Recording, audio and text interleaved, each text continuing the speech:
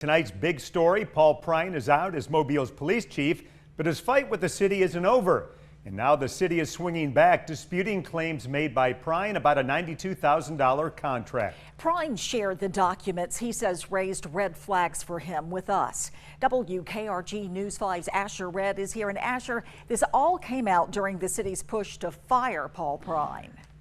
Yeah, well, on the same day that Prine was fired this week, the city decided to seek input from the Attorney General's office on Prine's claims that a contract with a Florida-based company known as 321Z Insights was suspicious.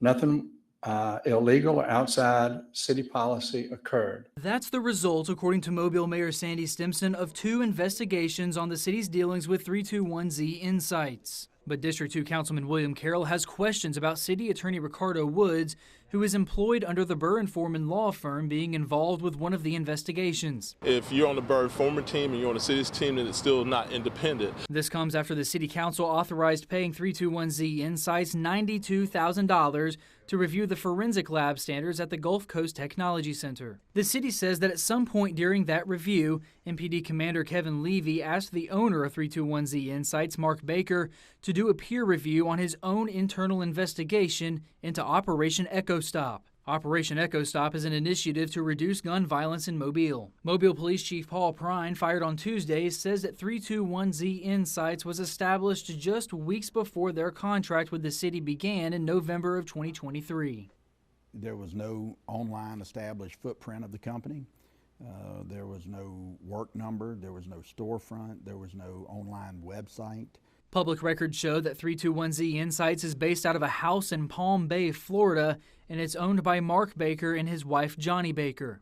How did a company that does not have an established footprint for any type of service they offer, how did we know?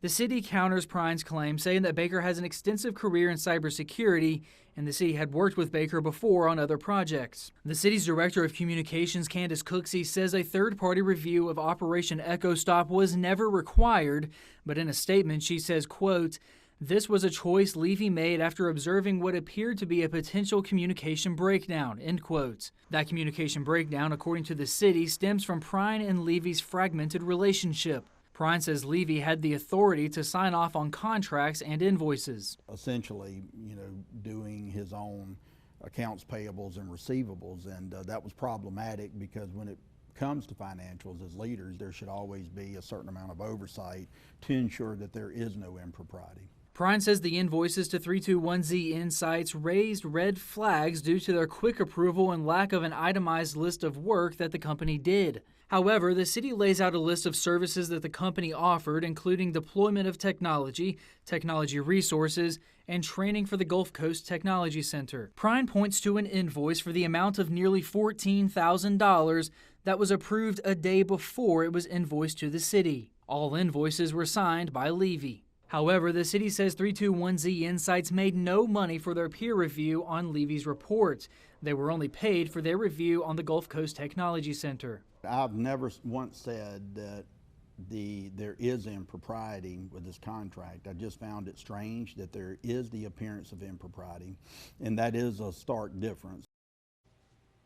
Mobile Mayor Sandy Stimpson acknowledges the public's dissatisfaction with the 2 entities who investigated the city's dealings with 321Z Insights. He says in a statement, quote, "In the interest of transparency and to help restore public confidence, we turned all the investigative materials and reports from both inquiries over to the Alabama Attorney General's office," end quote. Live in the studio for now, I'm Asher Red, WKRG News 5.